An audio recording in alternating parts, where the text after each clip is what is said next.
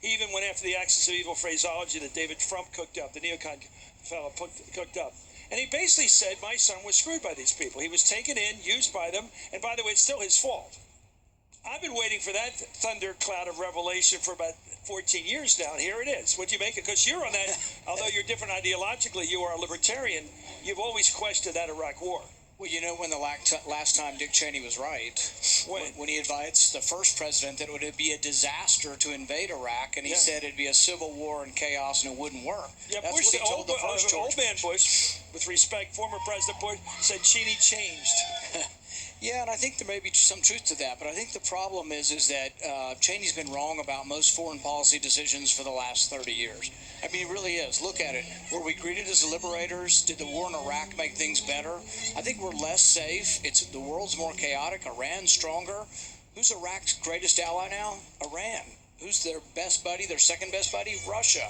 All of this came out of Dick Cheney's philosophy, and I think he's been wrong about everything. What do you make of a guy like your colleague in the Senate, Marco Rubio? All you have to do, it seems to me, is play Romeo to the Neocon Juliet and sing the song of war, and guys like Shelley Addison come out of the woodwork and they fall in love with you, and Paul Singer. Everybody just wants to hear that hawkish song, and all of a sudden this young guy that's known for nothing else is some kind of hero to these guys. Is he pandering? Is he pandering? Yeah, but you know who Marco Rubio agrees with? Who? Hillary Clinton. Hillary Clinton supported the first war in Iraq. She supported the war in Libya, the war in Syria, and she's supporting a no-fly zone. Sounds like Hillary Clinton. She a hawk? I think Hillary Clinton is a neocon. I think Hillary Clinton's a neoconservative, and I think that she and Marco Rubio are very similar in their foreign policy. Hillary Clinton is a neocon.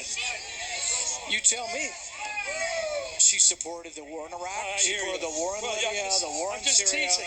She would have us. If Hillary Clinton is president, we will be back at war in the Middle East. Really? Absolutely. What will be the country? That's why I fear Hillary Clinton. Well, let me ask you the question that haunts me, besides worrying about the economy takes another dive. Since the beginning of the Russian Revolution, we've avoided a war with Russia. And because we've avoided a war with Russian nationalism, not just Soviet communism, we've been able to save ourselves from a Third World War.